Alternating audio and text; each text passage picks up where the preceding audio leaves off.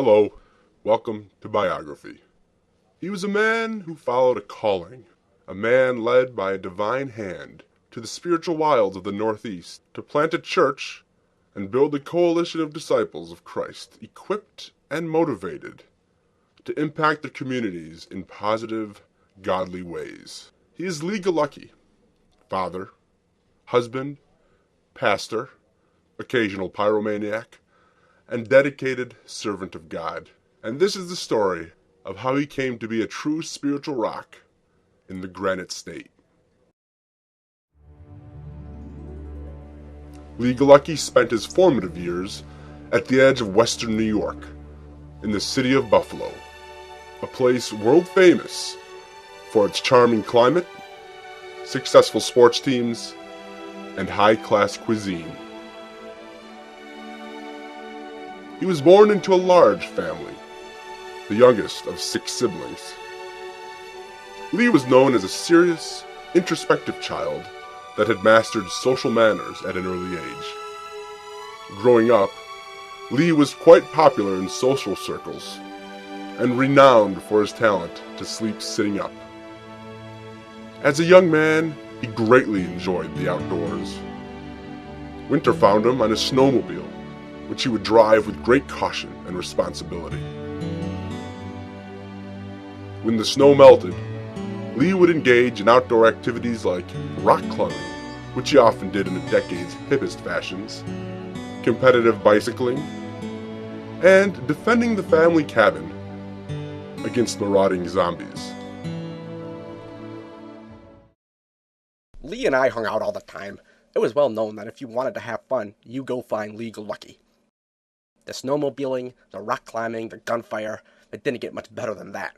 Unfortunately, one day we tried to do all 3 at the same time, and it didn't end well. Long story short, the doctor says I have to wear this poncho all the time. The color blue does bring out my eyes, so I really don't mind. When school started, Lee was an active participant in athletics, excelling in hockey as a goalie, where he earned the nickname Galucki Stops the Pucky. He was a standout star in soccer, and eventually earned a college scholarship because of his skills. Let me just count the ways Lee Galucki dominated on the soccer field. 1, he was fast.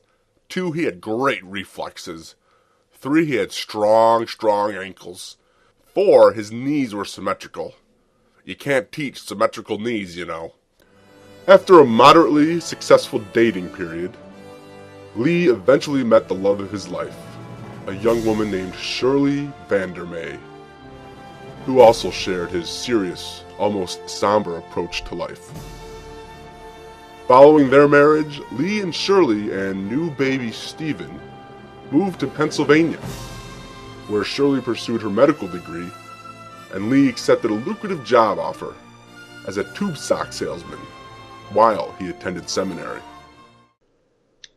When we first met Lee and Shirley, we knew right away we would become great friends. They just have that amiable, likable quality about them. Those were good times, those summer nights when we would sit on their deck, eating hot dogs and talking and laughing until the mosquitoes forced us back inside. Then they started having kids, and I have to tell you, they were pretty weird. We eventually moved because of those kids, especially that one with the fork. I still have nightmares about him. The Keystone State would not be their long-term home, however, as the Granite State beckoned to them. Now trained as a pastor, Lee felt drawn to New Hampshire to start a church, a calling he viewed with slight anxiety, for he had heard the rumors of the New Hampshire residents and how they were a confused, bizarre people. But to the northeast, the Galucki family traveled, confident that it was where God wanted Lee to establish his nascent ministry. What would eventually become Bedford Community Church found its small beginnings in the Galucki's barn. Yes, the barn. Who could forget the barn? I tell you, though, it was a great locale, and we had some memorable times there. When you begin with such simplicity, it allows you to focus on building long-lasting relationships. And of course, Jesus was born in a barn just like ours. Well, not just like ours.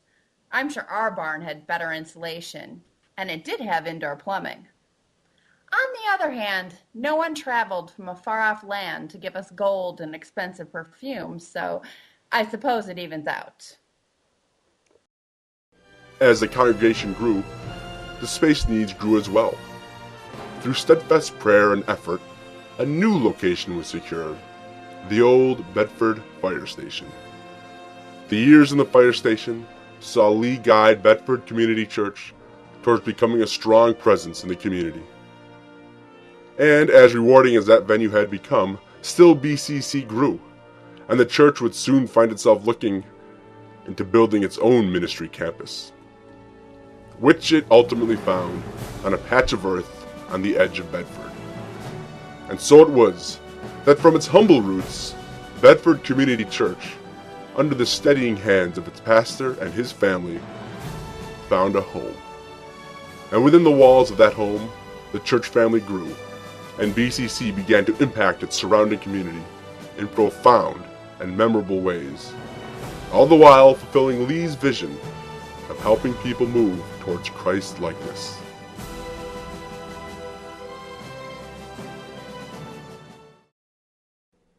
From Buffalo to Pennsylvania to New Hampshire, Lee Glucki and his family traveled, their goal to discover God's will for them, to endeavor upon whatever adventure he had in store.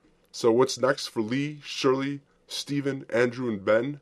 Those are answers not yet known. But what is known is this: it will be another great adventure.